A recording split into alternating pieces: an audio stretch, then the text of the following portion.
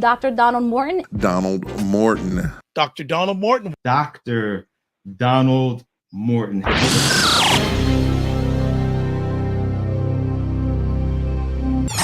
Dr. Donald Morton. Dr. Donald Morton is an award-winning social entrepreneur known for his innovative social solutions. Based on this fatherhood and manhood issue in droves, in incredibly large numbers. And I felt it necessary for someone to have a voice like yourself to do the work of restoring men in our society. And I've been doing that work ever since. His latest solution is expressed as the CEO of Remand. So Remand, the nonprofit, is about helping brothers that are coming out of prison, brothers that are dealing with child support, brothers that are the most marginalized of our communities, helping them with their character and the institutions that impact them. And then the LLC, our for-profit arm, is really attempting to address the CEOs and CFOs and entrepreneurs and people like that say, look, I got issues too as a black man. My issues are a bit different because I'm in the C-suite. Mm-hmm. And how it plays out in the C-suite is very different than how it plays out on the block and those brothers that are coming out of re-entry. But here's the deal. All of us the same, for real, for real. Dr. Morton is the former executive director of the Complexities of Color Coalition. As executive director of the coalition, he worked to congregate Wilmington, Delaware's African-American community in order to create comprehensive strategy to influence institutions, policies, and laws. Dr. Morton has over 25 years of experience in African-American community leadership. Remand is deeply personal. While he's glad that thousands of men are on this journey with him, it was started because he needed liberation. He was broken and bound, and he was fighting to put his life back together after divorce, infidelity, business challenges, bankruptcy, and a life destroyed by being the worst liar ever. Yes, Dr. Morton was a liar until he faced himself and proved his signature science, the character arc. Then and only then was he ready to lead men to learn and live the science of being remanded.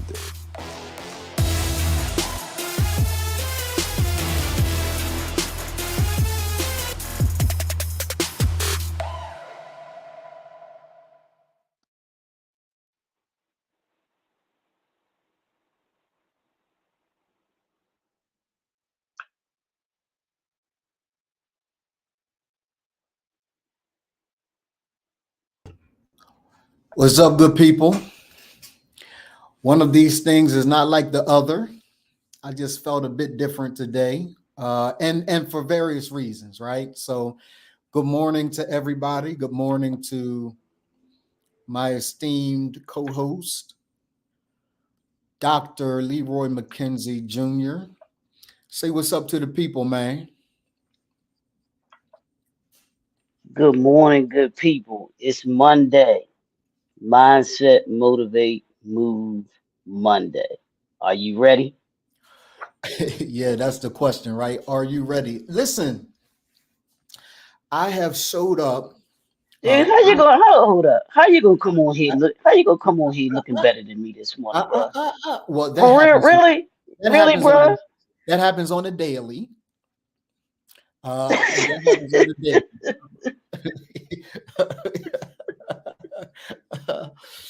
That happens on the daily. Nah, man, you know, you and I have been talking lately in several of the clients, right? So Leroy McKenzie Jr.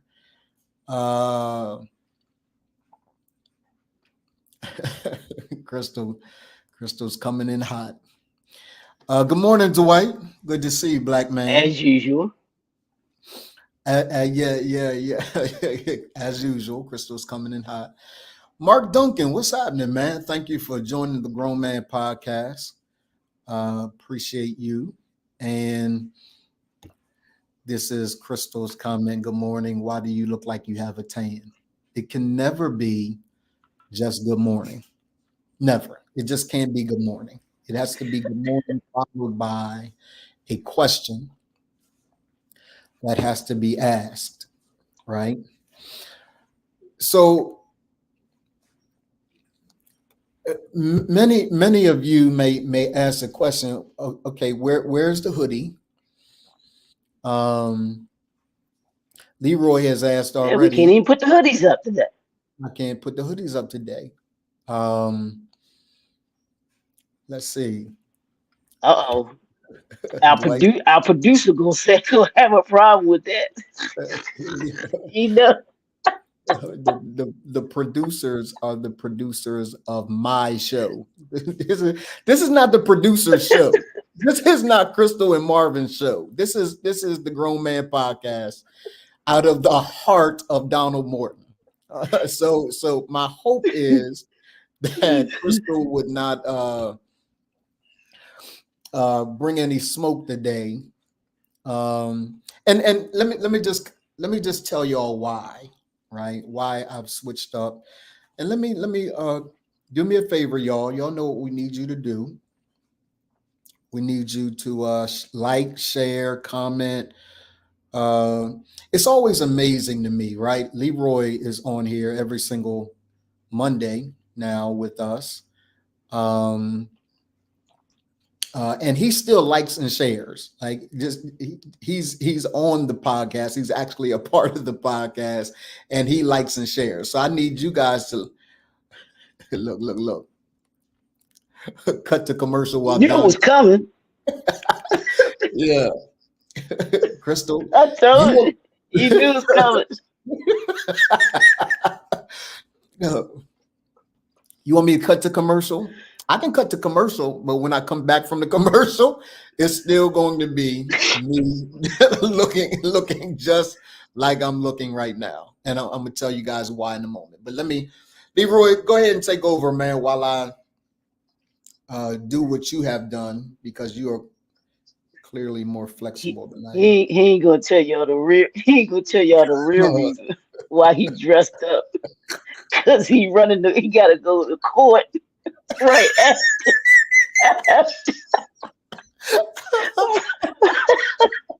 for them 20 kids that he got.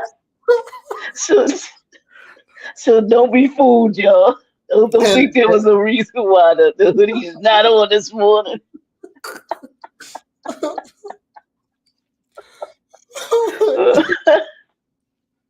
Listen, first of all,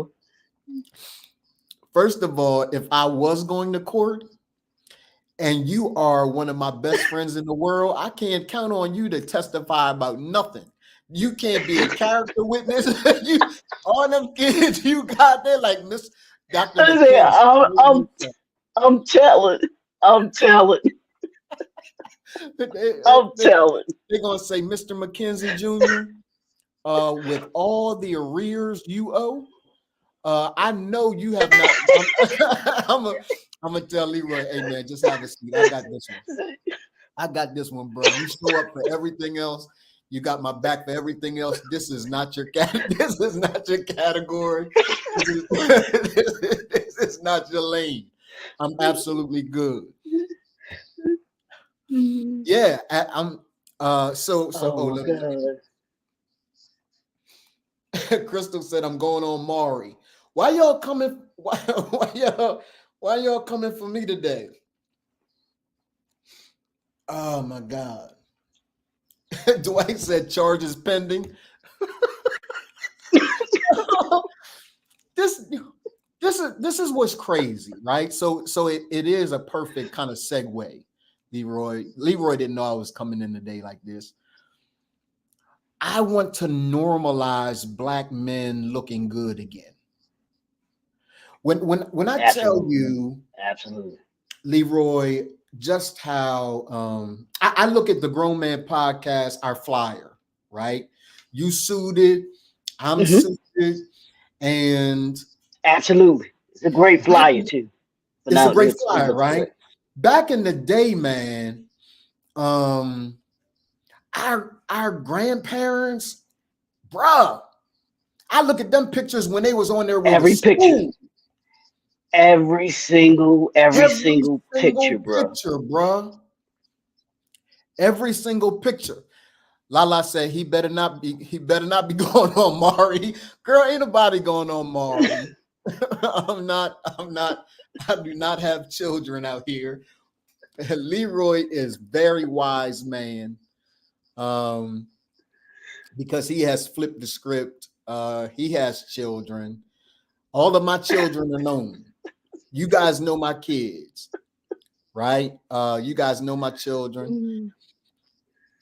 So a part of look, Leroy, this for me, man, a part of being remanded, right, is returning to the ideal look, feel of Black masculinity, right? And making sure that we give room and space for a culture to see Black men dressed, cleanly shaven, excellence, right? I think we ought to exhibit that.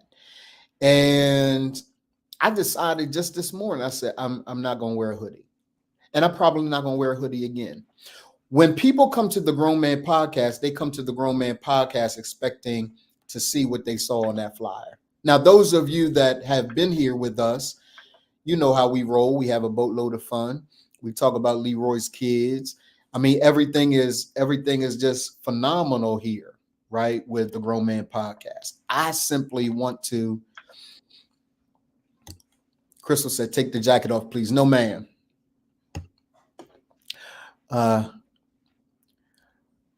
I'm getting tickets. I need to be in the audience. You want to be in the audience looking at some white guy who has slept with his cousin? Because I'm not going to be on Maury. Yeah, I'm not going to be present. In addition to that, Leroy, this is the other thing, man, as we kind of talk it through, right? Good to see you, Emmett. Praying for you, my guy. Here's the other thing that I had to recognize, Leroy. You better be the end result, or you better embody the end result of what your clients are after.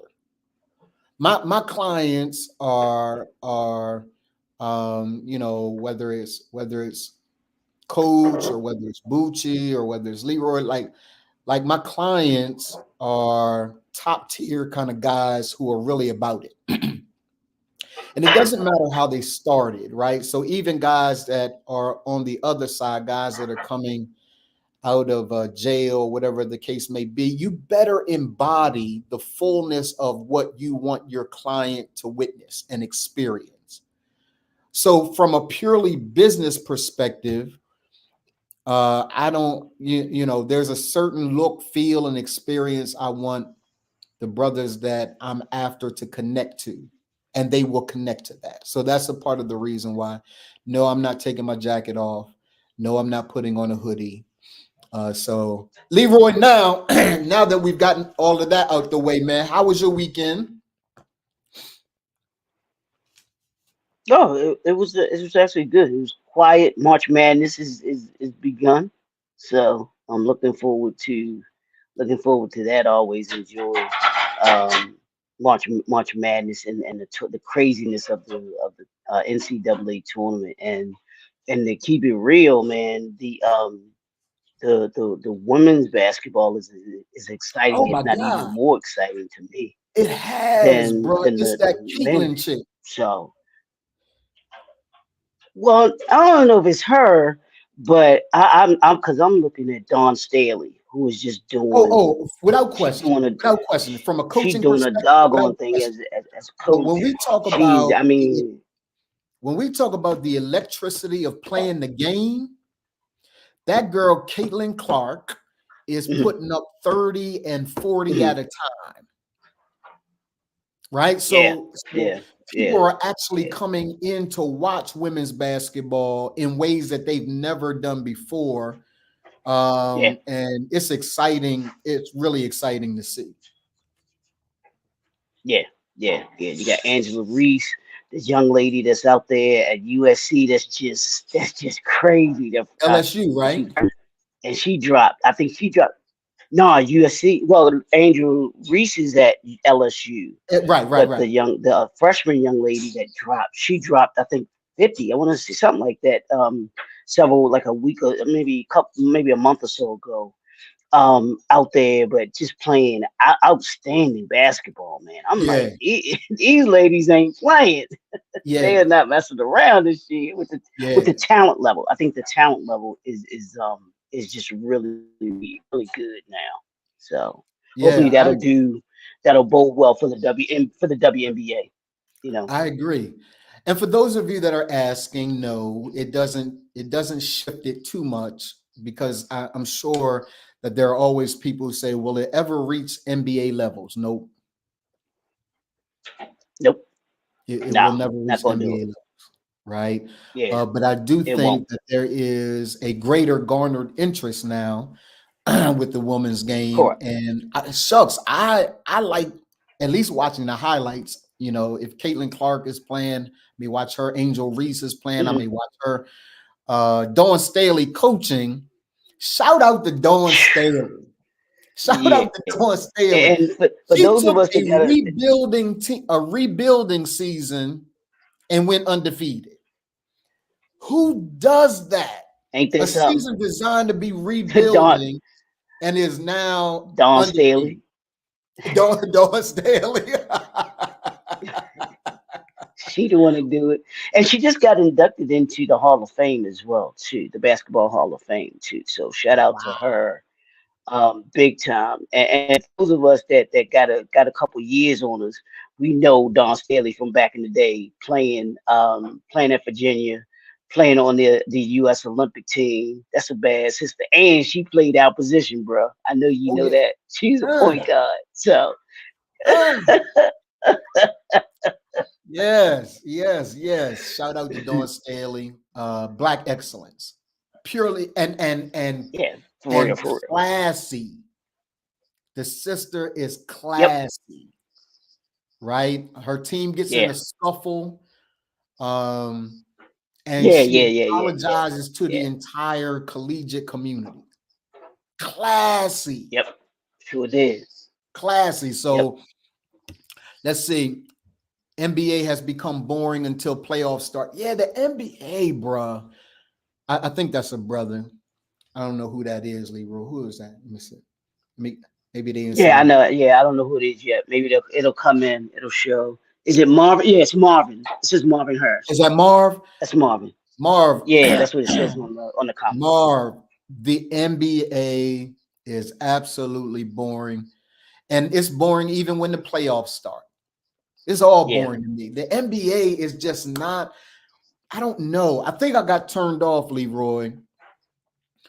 During the All-Star game, it began for me just because they didn't play. The All-Star game was trash.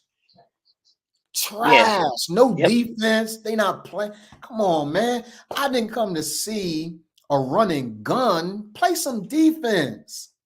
Like when did the game become all about baskets scored and not defense played? Where's the pride in being able to defend someone? Like all those kinds of things just kind of crazy for You me. know where that went. Tell me, man. No, it went away when they started paying all of these dudes these millions and millions of dollars. And they started implementing the load management and I don't want to get hurt because I don't want to mess up this contract that I got. That's when all that stuff started, man. When the NBA chose scoring over playing basketball. I remember we used to look forward to the All-Star weekend because you had the 3-point shooting contest, you had the dunk contest. That was the life of it. And it culminated with the game because it was going to be the greatest pickup game that you saw, man. Yeah. So Yeah. Yeah, So absolutely, man. it's lost its the I mean just the whole product as a product as a brand has lost to me has lost it's lost its flavor, and it's all because of the talent level. And I don't know how people feel. I don't think the talent level is equal to what it used to be. And I'm talking after the 90s. I'd take anybody from the 70s, 80s, and 90s, those teams, and put them against anybody in the 2000s on. It's My no son and I comparison. just had that conversation, Leroy. And I'm interested, Hmm. before we get into today's topic, I'm interested in what you say. My son Keishad, he's just like me, right? So he's gonna come up with these random intellectual questions, and usually they're about sports or something like that, right? He is a basketball player. I'm saying it publicly. He is a basketball player that is much better than I was. My son can play the game. Now he's Leroy, he about 30 something now. Let's see. Yeah, he just turned 35. So I'm gonna wait for him to get real big and husky, and then I'm gonna play him again. Cause I got the wind. Right. But he asked me this question, man, that I want you to kind of talk through. He said, "Hey dad, the guys of old, the Irvin Johnsons, the Julius Irvings, the Larry Birds, the George Gervins of the world, right? The Pete Maraviches, those guys," he said, "they couldn't compete in today's game. They would be killed in today's game." I said, "Son, are you kidding?" I said, "First of all, you can't compete, Yeah, you can't compare eras, right? You can't compare eras because they're two different eras. Back then, you're gonna have to go to the whole like LeBron every single play because they're gonna put you in a headlock, they're gonna put you in the full Nelson, they're gonna try to take your breath, they're gonna elbow you. It wasn't the same like now, same way with the NFL, Leroy, and the quarterback position. Like you can't even touch the quarterback now. It's a different game. can't touch the receivers. You can't touch the Yeah, receivers. You is right. So Leroy, what era was better for basketball? This era that we're in now, I enjoy watching it sometimes, but man, they trash now. Like nobody's competing. Talk to me, man. yeah. It's no, it's total trash. I mean, and I've said this, and this isn't just with sports. This is just industries and music, sports, and entertainment. The 70s, 80s, and 90s were the three best decades of those things: music, sports, entertainment. Those, if you look at the talent that came out of those eras, the 70s, talent that came out of the 80s, talent that came out of the 90s. And you compare it to the talent of today. To me, there's no comparison. I tell people all the time, I know your favorite is Kobe, but the work ethic, they the athletes of today don't have a work ethic. They don't know the game. They don't study the game like those players did. Yeah, I'll take that. You could just take the 80s when you want to refer to basketball. I'll just take that the Magic Johnson, Larry Bird era. That 80s was the I mean was just you had you couldn't have scripted that any better. yeah, East Coast versus West Coast, yeah, bro. white boy Yeah, versus bro. black boy.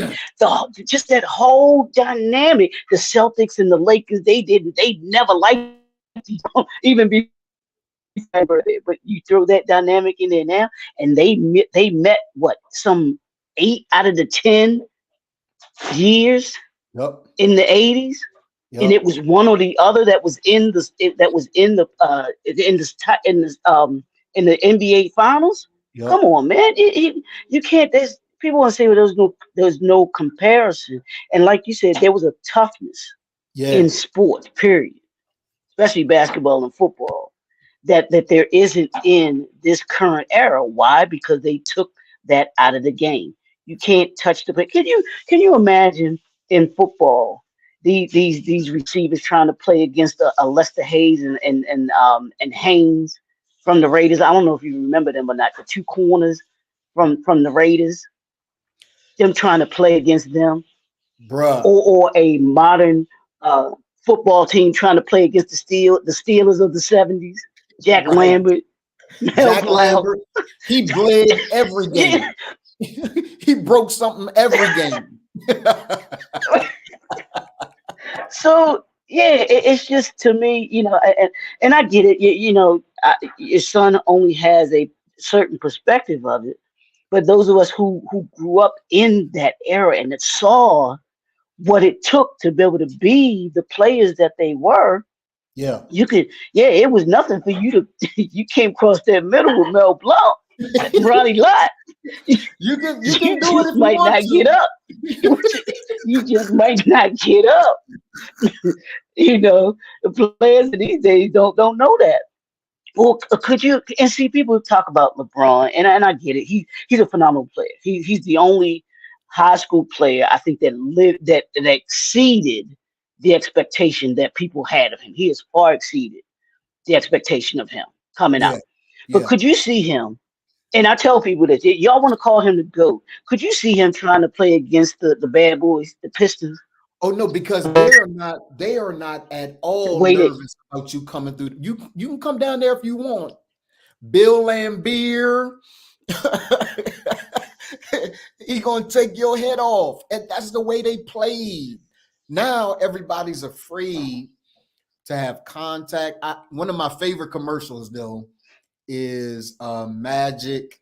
I think it was the Olympic team. Magic, Bird, and Mike. And Magic says, "Don't get too close to Mike because they're gonna call a foul." Mike. Don't touch Mike. They're gonna call a foul, right? So a part of it is just Chris Destin. What's happening, man? Let's see. 80s was lit. 80s was lit, best era of basketball, and then the 2010s, but 70s and 90s was not good basketball. I don't know whether I agree with that, Chris. Inside that paint was a war zone against Detroit. Marv, you're absolutely right, bro. A war zone. It was crazy. But that's the way they played. That's the era I grew up in. And so, Leroy, let me ask you this, man. We got about 2 minutes before we go to the next segment, right? But let me ask you this.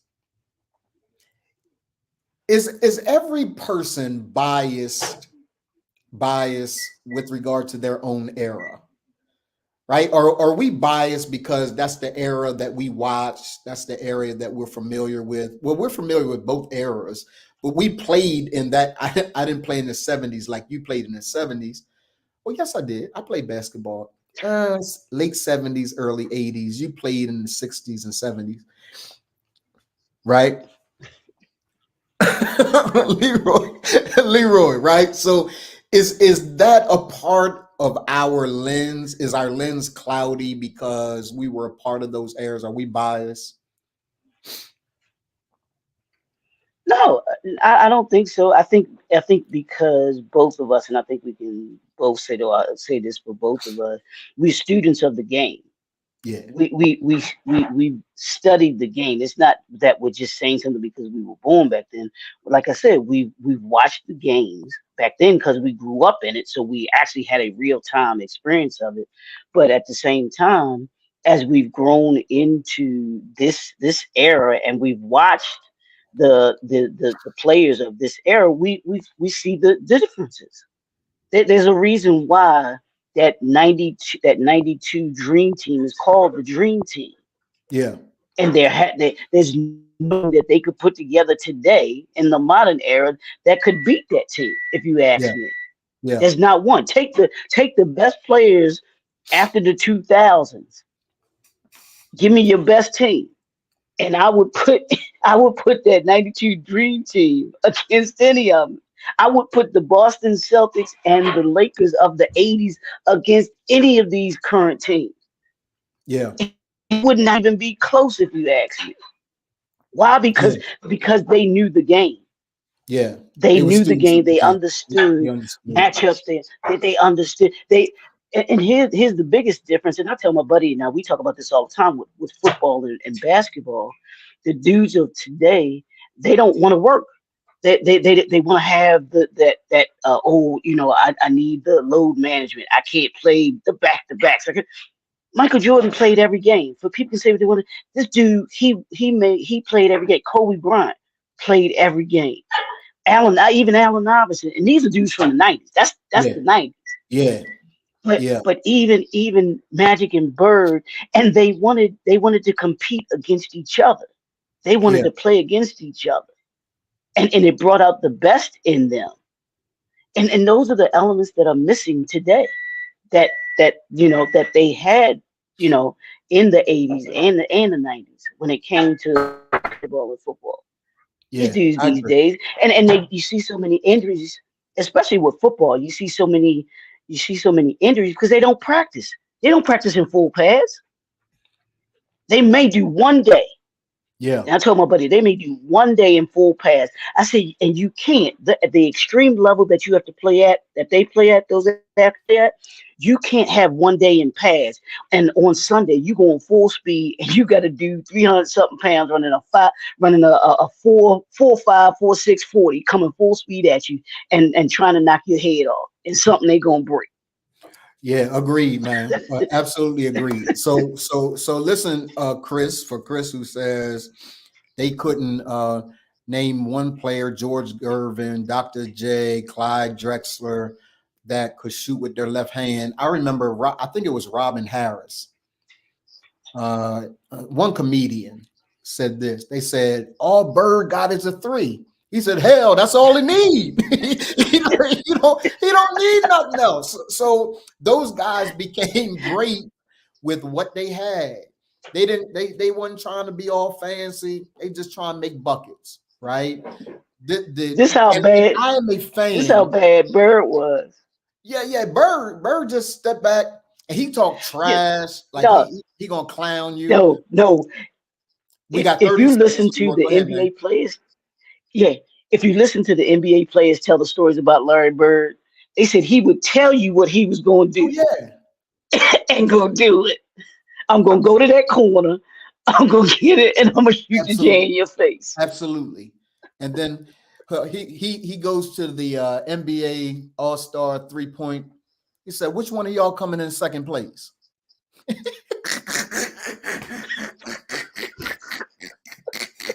Yeah, that's right. That's the way you show up in the room. Which one of y'all coming up in second place? Hey, listen to me, y'all. Today I want to talk about do you have the abilities to succeed, right? Success has to be the goal. Yeah, Chris, yeah, Bird was a bad man. I want to talk about success. Now, everybody has the right and even the responsibility to define success on their own terms. What does success look like for you? I think that there is a scorecard to life, right? I think that there's a scorecard to life, leadership, and legacy. Life domain, your personal life, leadership domain, your family life, legacy domain, your business life. There is a scorecard to it. And I want to know how each of you define success. Put it in the chat for me. How do you define success? What does success look like for you? Is it financial? And if it's financial, it's okay. We live in a society that continues to tell us that we're greedy, that we shouldn't want more, that we should be satisfied, that we should be content. Listen to me. One of the dangers is listening to people who've never had anything try to tell you that you are like them. Let me give it to you again. One of the dangers is listening to people who have never had anything tell you that you ought to be like them. You ought to have, right? You ought to want more for yourself. success, preparation, opportunity equals preparation. Yeah, but what's the goal? Like how do you define it? How do you define what the goal is? Is the goal a certain numerical number financially for you that you can reach and say, okay, I've become successful? Success is a predetermination of it is a progressive realization of a predetermined goal, right? But what is the goal? Is the goal financial? Is the goal a certain amount of weight that you want to lose? Is the goal what is the goal? And there are a lot of us that have not reached our goals because we are in crowds of people who don't want anything for themselves. And believe it or not, it's not intentional. Your family members that have never been anywhere, your family members that have no significant achievement, those family members, if you're not careful, will talk you out of a dream and advancing because they have no point of reference. And I'm wondering whether or not you guys are willing to be the standard, the prototype, the pace car for every single person in your family to look at and experience success. My mom was incredibly successful, financially successful in her career, successful, right? So what one person says, success for me is, oh, that's Chris. Success for me is when I'm content in walking in my purpose and able to monetize my passions. My passion is ministry or serving. So when they gives me the opportunity to take care of my family is when I'm successful. I can deal with that. Right? But even as it relates, Chris, and you don't have to put it here, but even as it relates to monetization, what does that even mean? What is that goal?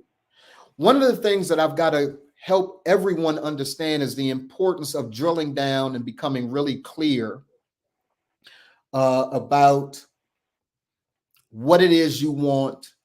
And regardless of whether or not people understand it, people agree with it, none of that matters. You've got to get to the place where you are clear about success, what success means for you. But I want to have Leroy, you know what we do, man. I want to put a little twist on it. Do you have the abilities to succeed?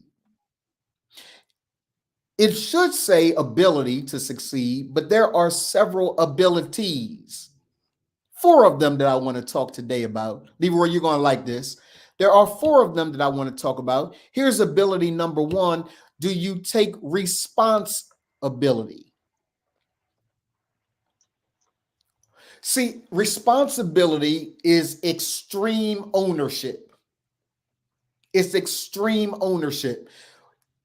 It is a strengthened internal locus of control, ILOC. Right? It is ILOC, right? Internal locus of control. When my internal man believes that my destiny is in my hands and not in the hands of anyone else, it's not based on the external things that are happening. An internal locus of control, ILOC, says I'm locked into me being in control of my destiny. An external locus of control means, look, all of these things that are happening around me is what dictates and determines my success in life. Right? So let's talk a bit, Leroy, for about 30 seconds or so, because I know we got to get out of here on time today. Let's talk about responsibility, the importance of extreme ownership, like taking responsibility for every single thing that happens in our lives. It is only then that we can really begin the journey to success, because responsibility is your ability to respond to a situation. Whatever that situation brings, my responsibility is my ability to respond to that. Talk about extreme ownership, talk about responsibility. That's ability number 1. Well, nothing moves if you don't take responsibility. You have to be responsible for taking the actions that you say you want to be able to have. You have to take responsibility for the mindset that you have in approaching, the success that you want to be able to have. I mean, we talk about it all the time with Kobe Bryant and his Mamba mentality. That's a responsibility. He's saying, here's what it is that I want to achieve in life. And if I'm going to achieve it, I have to be responsible for every single move that I make. Every single day, I am responsible for getting up because ain't nobody gonna get you up. I'm responsible for developing the plan, the schedule, the regiment, the routine that I want. I'm responsible for carrying out that regiment, that routine that I say that I want. So to me, it all begins with responsibility. Your ability to be responsible is what moves you, is the engine that moves you forward in becoming successful. Yeah, you can't move forward without taking extreme ownership. In fact, it's a law number one to being a Yeah. man. Being a man requires that you take Mm. responsibility for your life. Speaking Kobe Bryant, Mike Jordan, Larry Bird, they had coaches that taught them and helped them, but they took responsibility for their own careers. Like my coach ain't got to tell me to Mhm. practice. Mhm. My coach gonna have to tell me to stop Right. practice, right? Mm. So when we Mm. understand that responsibility I- is the engine, it's the engine that drives everything. It's the discipline that you absolutely have to master if you're going to succeed. So that's number one. Number one is on the four success traits, or do you have the ability to succeed? Is number one, do you have responsibility? Here's number two. Do you have accountability? Do you have accountability? Like, and let me say this about accountability, bruh. Thanks, Chris. Let me say this about accountability, Leroy. Accountability ain't force. Accountability is surrendered, right? So it means that as a man, I'm going to submit to another man. I'm going to be willing to be held accountable by another man that makes sure I stay on point. As a business owner, I got coaches. I'm a coach, but I got coaches as well that hold me accountable. But I surrender to that accountability. Accountability ain't forced. I serve God. I'm accountable to what God asked me to do, right? It's not forced. I surrender myself to that. So, so responsibility is important, and a close second is accountability. Brothers, one of the challenges that we have as men is you want to tell everybody what to do, and you don't want to be told what to do. Like nobody can tell you what to do. Eric, you want to give orders, you want to bark orders. And sisters, let me just help you with this. If you are dating a man who is not accountable to anyone, I'm going to use Leroy's term, run. Run. If no one can tell him what to do. Let me give you a different phrase. If no one but God can tell him what to do, yeah, I get my instructions from God. I get my instructions from God too. But I got Mike Freeman. I got Leroy McKenzie Jr. I got Walter Sellers. I got Jamal Bryant. I got people that speak to me and hold me accountable. I got Patrick Patterson. I got people that hold me accountable as a man. Leroy, talk about accountability. We talked about responsibility. Number two, or 1A, is accountability and how we're willing to surrender to another man to hold us accountable. It's funny to me how we talk about the Cotton Candy podcast, which is 4 or 5 blocks down the green on and then make a left.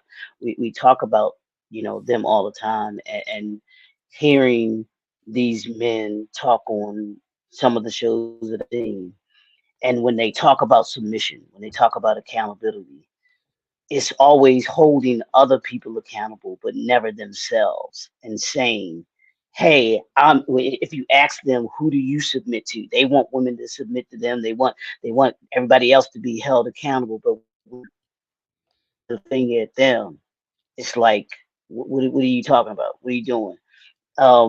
It just, but you can't be successful without holding yourself accountable. And I know Kobe, your boy, but there was a video that I saw, he was talking about leadership. He made this statement that everybody thinks that leadership is supposed to be this kumbaya and everything like that. And he's like, no, it's not that. It's making sure that you get people to move and do the things that they were supposed to do and when they're supposed to do. But when he made the statement, all I was thinking about, okay, Kobe, you want to hold them accountable, but who holds you accountable when you're being disrespectful to people, when you know that you're acting a certain way? And you don't care what he may say to you.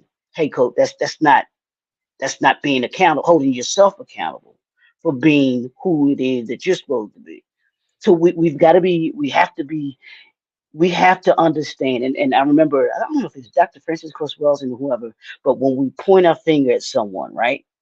Mm-hmm. How many fingers are pointing back at me right now? Mm-hmm. Mm-hmm. I got 3 pointing back at me, which means we should hold ourselves more accountable than we hold somebody else. That's the way Yeah. that works. Yeah. To me. And we've talked about that We before, should hold right? ourselves more accountable than anybody. Yeah. You and I disagree about we disagree about that one issue, which is like I'm not here to be kind. Sometimes leadership is Right, not that's correct. necessarily kind, warm and fuzzy. Leadership is about getting the best out of someone because you recognize the potential. Like inside Remain, everybody be clear. It is a rugged path. Like we get, all of us get along. I asked one of my clients one time, I said, man, why you keep showing up? He said, because I know you love me. I know you want nothing but the best for me. So I let you cuss me out because I know after you put a foot in my behind, I'm going to do what I need to do. It ain't always warm and fuzzy. That's not what Leroy's saying. Leroy is not saying, he's talking about disrespect. But I'm also trying to get us to understand that sometimes disrespect is processed. It's the way a person who has been traumatized, perhaps early on, hears. You have to be responsible, ability number one, responsible for how you hear in the same way that a person has to be responsible, ability number one, in what they say.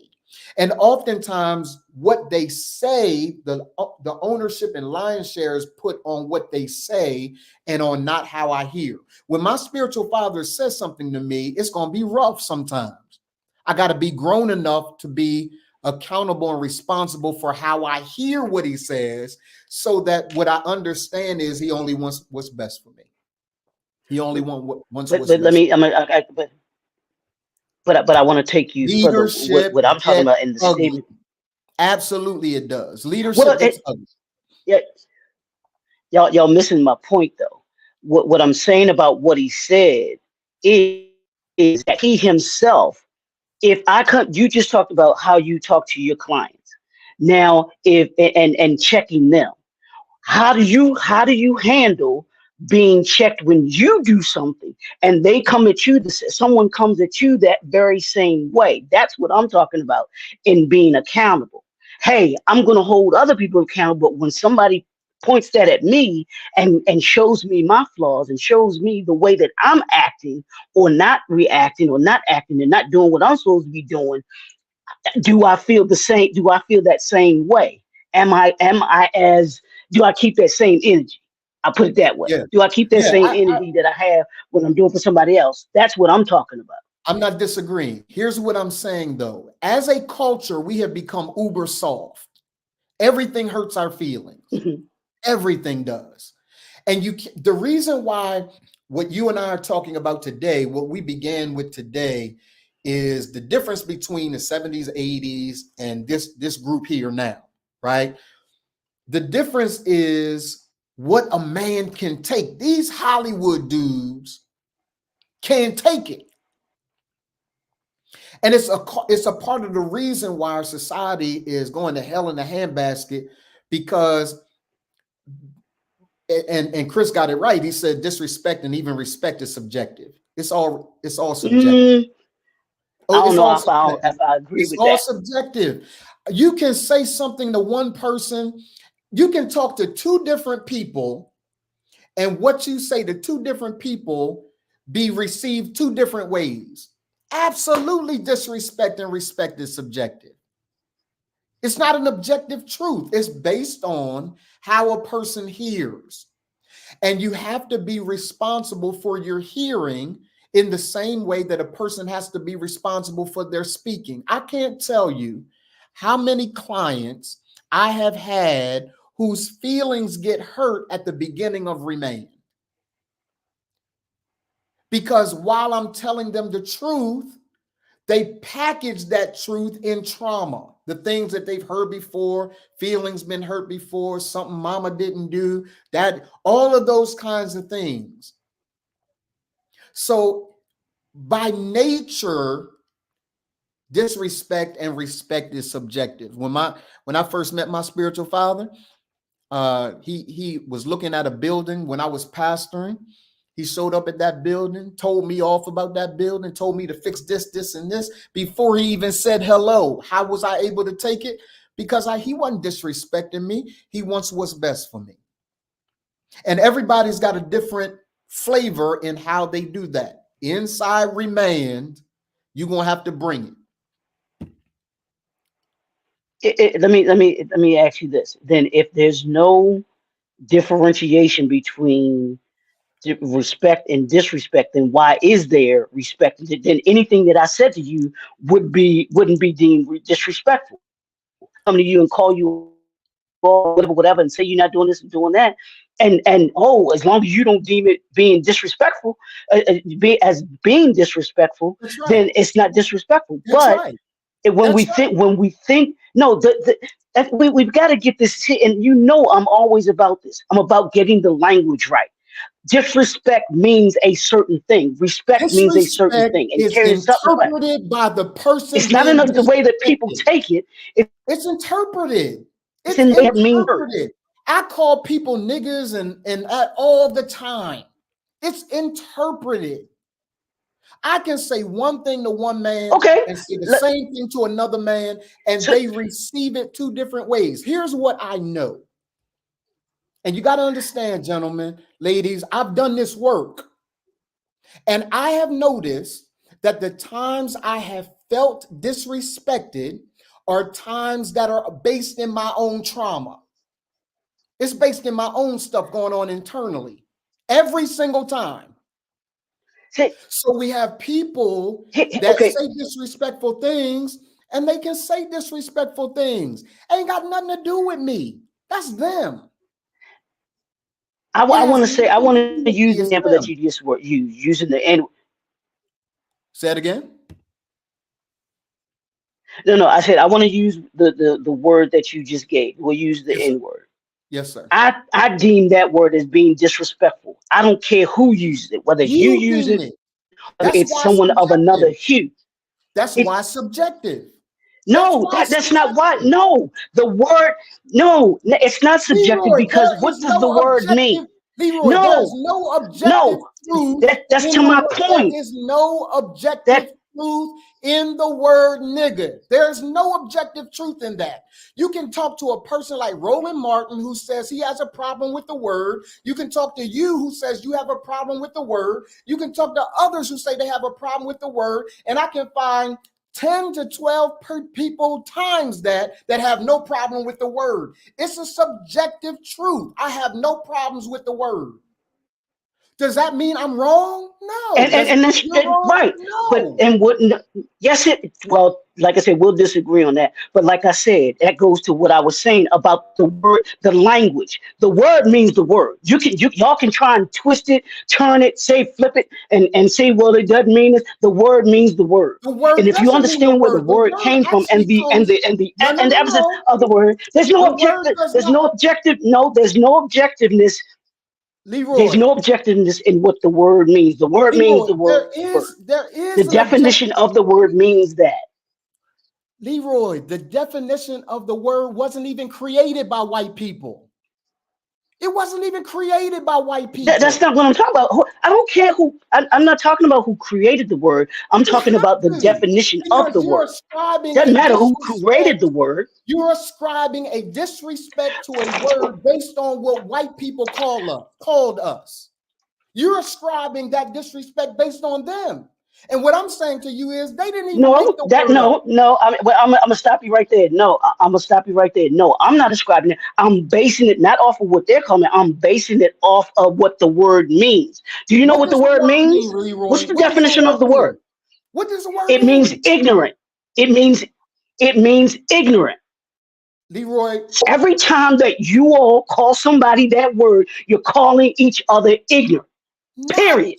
You can try and dress it up and say that's not what it means, and that's not what I mean. Then look up the word, there and it is tell right me, there. and then tell me that you. Chris just hit it. That's like I said. The word means Negro. It's the word Negra. It has not changed. Leroy, it's a history, bruh. See, this is what I mean. Like I said, we gotta go because I gotta go in a couple minutes. We get so locked in. That's right. I am locked in. And you should be. But you would not. You would have a problem. You would have a no. Here's the hypocrisy of it. You would have a problem if a white person called you that word. Everybody that says that word would have That's my point. I don't have a problem with anyone calling me anything. I am man enough. Let me just finish this because you gotta go. I am man enough not to be defined by whatever someone calls Donald Morton. I know who I am. It doesn't matter to me. So if a black man calls me nigga and a white man calls me nigga, it don't matter. I know who I am. Identity cancels all that. Identity cancels all that. Brothers who trip out based on what somebody calls them, how juvenile is that? We popping one another, we killing one another, we killing one another's families based on somebody talking about us. Come on, brothers, grow up. This has to be, this is how we talk, Crystal. You can log off. Leroy and I do this all the time. There has to be a place where we don't let external stuff govern us. We can't let. Right. So Chris is right again. He says, well, if my friend says that's my boy, that's a term of endearment. But someone saying, come here, boy, that's my boy, then I'll have an issue. But it's all like, it don't matter to me. Like if somebody says, come here, boy, I ain't got to answer that. I ain't going to trip on that. When I first got here to Georgia, if Marla was on here, she would tell you. When I first got here to Georgia, a white woman called me colored. She meant no disrespect. We were able to educate her in that moment. That grown white woman called all of us black people at the table colored. And we said, oh. She said, is that not the right word? She said, I'm sorry. She meant no disrespect. We were able to correct her. Right, color. Yeah, Dwight, it's based on how I see me. When I'm clear about me, doesn't matter what any of y'all say. When I'm clear about me. But when I'm not clear about me, I will take on the identity that you tell me I have.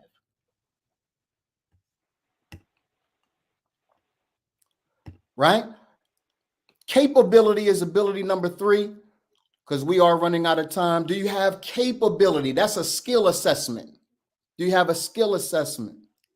And then ability number 4 is availability. Are you available for the task, for the assignment, or have you made yourself available?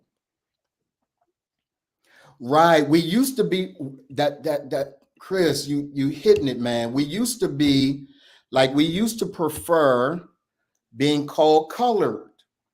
Then they get that right. Then we say, no, call us Negro. Then get that right, and then call us African American. Get that right, call us black. Like I know who I am. Oh yeah. We have these all the time, Marv. We argue like this all the time. So we're not mad at each other. This is where we argue. We do this behind the scenes. We do this in session. This is what we have to be able to do. Leroy, it's 11, man. You want to say your final goodbyes to everybody, bro? It's 11.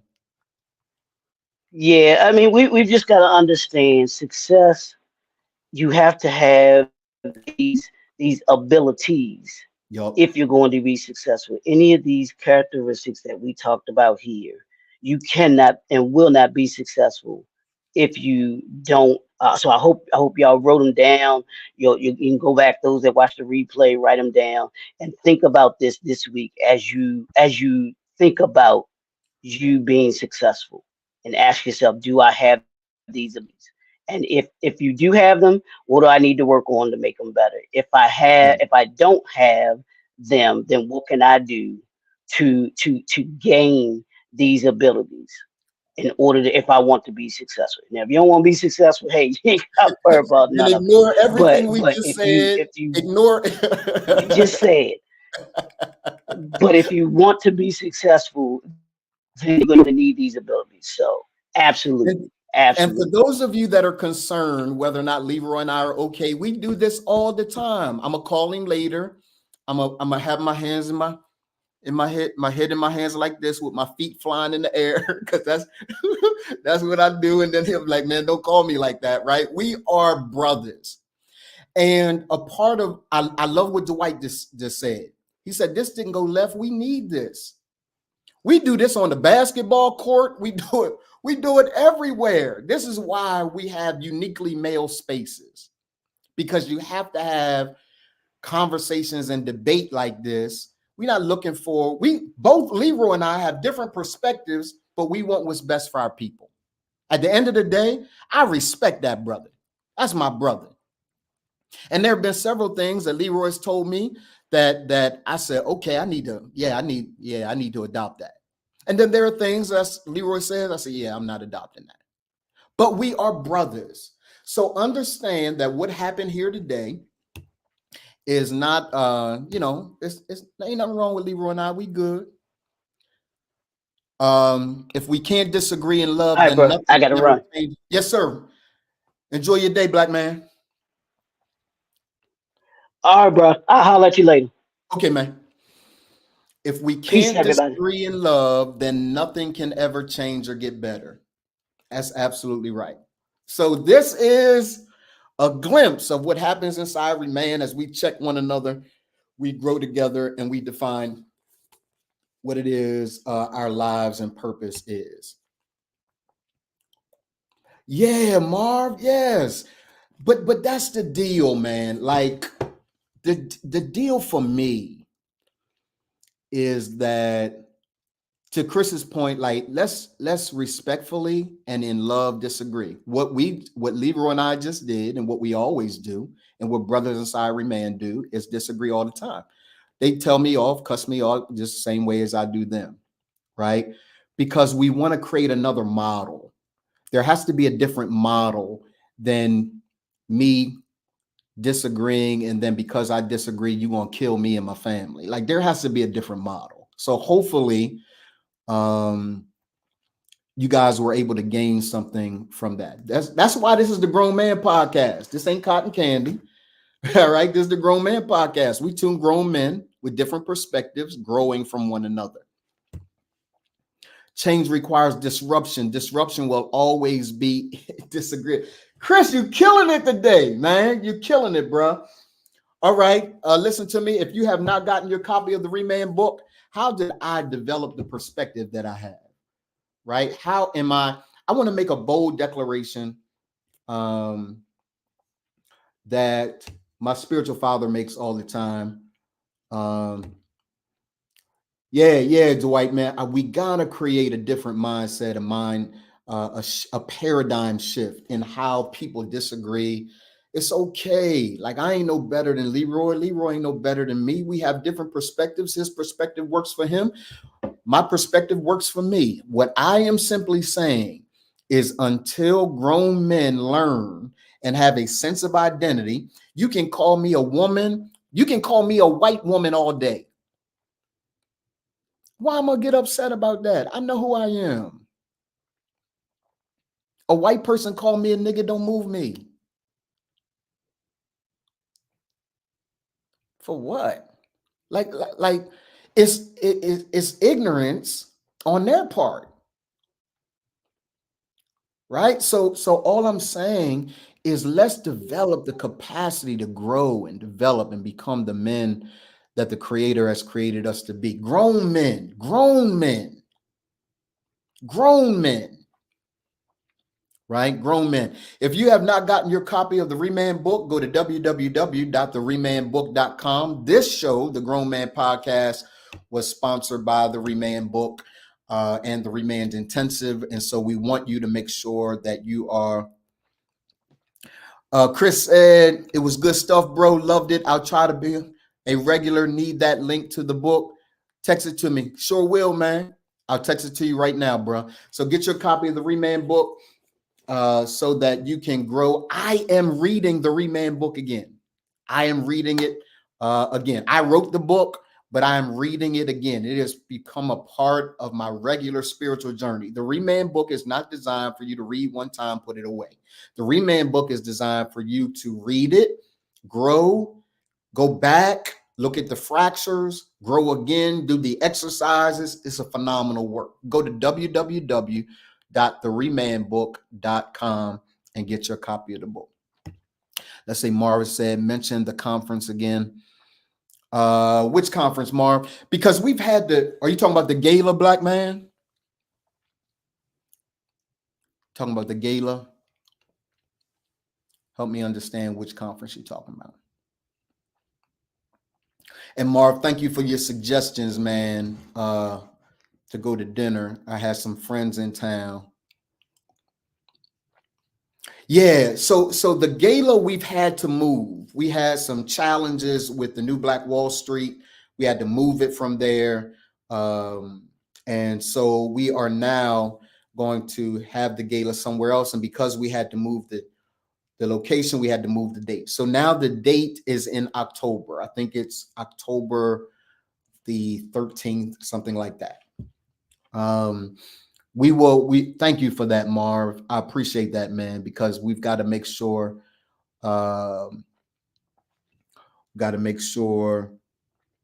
what's up, Andrew Landry? Good to see you, black man. Got to make sure everybody's on the same page. Hey, Marv, let's talk today, man. I'd like to make you a part of this work in official capacity, for real. The work that we're doing with Reman. So let me know when you're available to talk, and I'll send you a text. Yeah, man.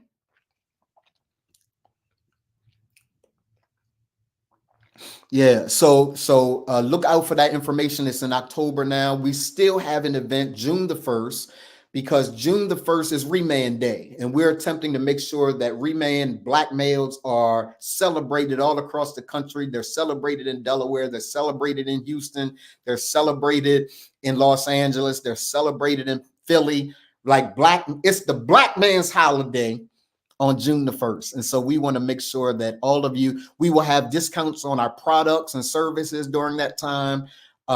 It is the black man's Black Friday.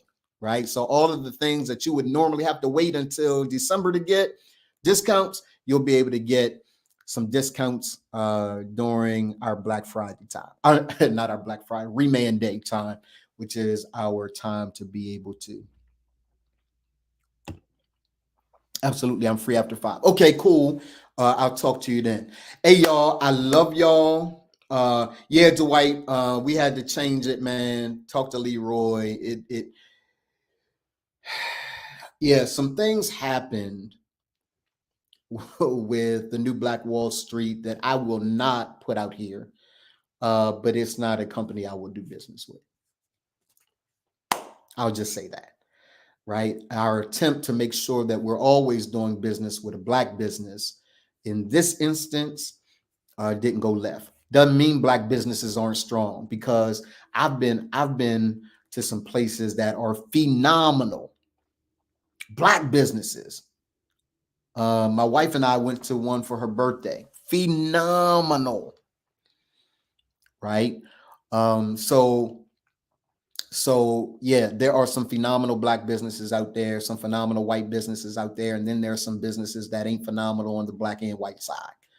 I happen to deal with one that wasn't phenomenal on the Black side, and it's okay. Like, hopefully they'll get it together and we'll be able to revisit it in the future. But for right now, we had to move it to October so that we could find a venue, get all the stuff in order, and give it to you guys as quickly as we could so that you guys could be prepared for it all.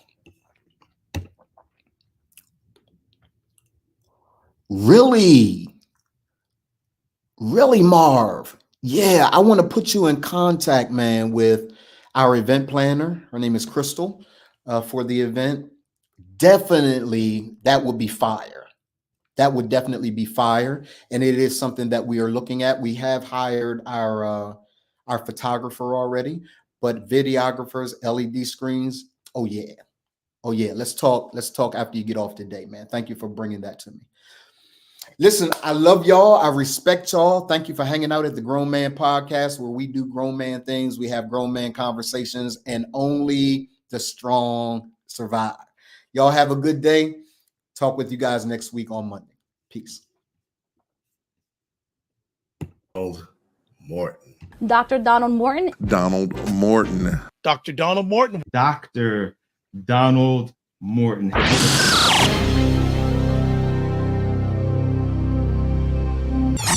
Dr. Donald Morton. Dr. Donald Morton is an award-winning social entrepreneur known for his innovative social solutions. Based on this fatherhood and manhood issue in droves, in incredibly large numbers. And I felt it necessary for someone to have a voice like yourself to do the work of restoring men in our society. And I've been doing that work ever since. His latest solution is expressed as the CEO of Remand. So Remand, the nonprofit, is about helping brothers that are coming out of prison, brothers that are dealing with child support, brothers that are the most marginalized of our communities, helping them with their character and the institutions that impact them. And then the LLC, our for-profit arm, is really attempting to address the CEOs and CFOs and entrepreneurs and people like that say, look, I got issues too as a Black man. My issues are a bit different because I'm in the C-suite. Mm-hmm. And how it plays out in the C-suite is very different than how it plays out on the block and those brothers that are coming out of re-entry. But here's the deal. All of us the same, for real, for real. Dr. Morton is the former executive director of the Complexities of Color Coalition. As executive director of the coalition, he worked to congregate Wilmington, Delaware's African American community in order to create comprehensive strategy to influence institutions, policies, and laws. Dr. Morton has over 25 years of experience in African American community leadership. Remand is deeply personal. While he's glad that thousands of men are on this journey with him, it was started because he needed liberation. He was broken and bound, and he was fighting to put his life back together after divorce, infidelity, business challenges, bankruptcy, and a life destroyed by being the worst liar ever. Yes, Dr. Morton was a liar until he faced himself and proved his signature science, the character arc. Then and only then was he ready to lead men to learn and live the science of being remanded.